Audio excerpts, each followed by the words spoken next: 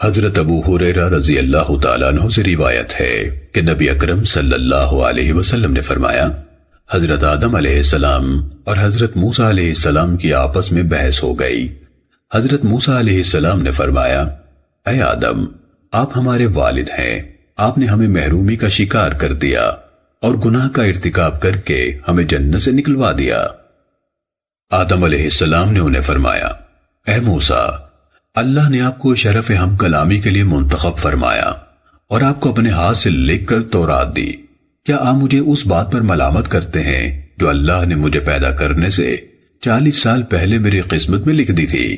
چنانچہ بحث میں آدم علیہ السلام موسیٰ علیہ السلام پر غالب آ گئے۔ آدم علیہ السلام موسیٰ علیہ السلام پر غالب آ گئے۔ آدم علیہ السلام موسیٰ علیہ السلام پر غالب آ گئے۔ 3 مرتبہ آپ نے فرمایا۔ سننے ابن ماجہ حدیث نمبر 80۔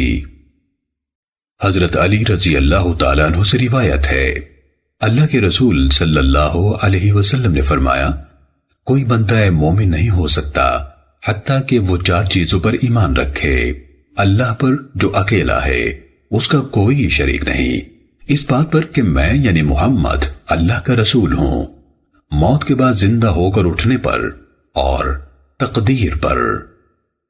سننے ابن ماجہ حدیث نمبر 81۔